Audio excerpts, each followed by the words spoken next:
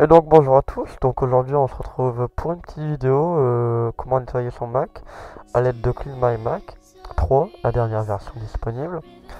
Donc je vous ai mis un petit lien dans la description, vous allez le copier dans un navigateur internet, un lien qui se redirige vers Megon, vers le téléchargement de l'application Clean My Mac. Donc on télécharge bien évidemment le petit point DMG. Une fois bien téléchargé, il se retrouve dans le dossier téléchargement, donc on le monte. Donc une fois monté, on aura le petit logiciel Clean My Mac 3 qui sera disponible et on devra faire un simple glisser dans le dossier application. Donc moi je le possède déjà. Donc moi je ne vais pas le remplacer, ça ce qui sert à rien du tout. Donc une fois bien copié, excusez-moi, dans le dossier application, on l'ouvre à l'aide du Launchpad ou à l'aide du Finder comme vous le souhaitez. Donc là je l'ouvre. Alors voilà, donc là on est sur l'interface de Clean My Mac 3, donc la dernière version, je le précise. Euh, comment dire, on peut directement, à l'aide de l'accueil déjà, faire un nettoyage principal, on va dire. Après, nous pourrons faire des nettoyages spécialisés que pour une seule catégorie. Donc ici, on peut nettoyer des petites parties du système. Ici, des photos, des mails, des sauvegardes iOS obsolètes. On peut vider la corbeille. Là, on peut vider la corbeille. Autre fichier, on peut sélectionner un dossier ou oui, un dossier pour qu'il analyse et voir ce qu'il y a à supprimer.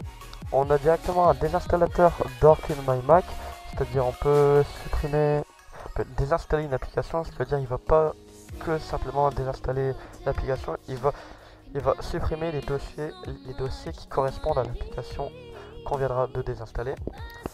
La maintenance, bon je n'ai pas trop touché à ça pour l'instant. Confidentialité, donc là on supprime tout le cache de Safari, de Chrome, enfin du navigateur qu'on utilise. On peut aussi nettoyer notre historique. Après on a des différentes extensions, donc des extensions de Chrome qu'on peut directement l'enlever à partir d'ici, ce qui est quand même bizarre. Ensuite là on peut voir ce qui s'ouvre en animant votre Mac, donc moi j'en ai que deux, c'est rien du tout. On a Safari, on peut désactiver ou activer Safari. Bon, moi j'ai désactivé pour ma part, ça ne me sert pas trop. Et ici on a le destructeur qui va vraiment, on sélectionne un fichier et il va quasiment le désintégrer, on va dire, pour qu'il n'y ait aucune trace du fichier qu'on vient de supprimer. Donc pour un débutant, on va analyser vers le principal. Donc on appuie sur analyser, il va analyser tout le truc qu'on a.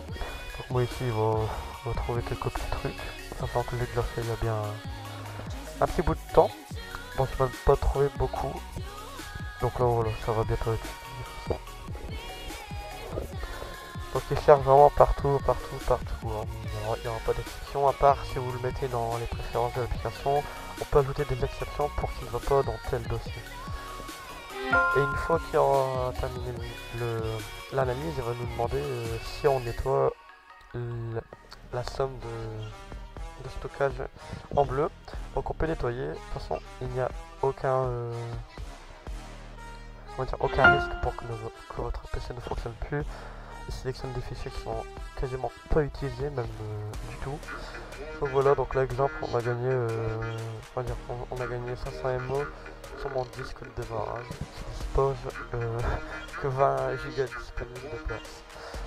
Voilà, après on peut, voilà, dans les autres fichiers, on a des fichiers qui ne... Enfin, ici il y aura tous les fichiers qu'on n'aura pas utilisés depuis un bout de temps.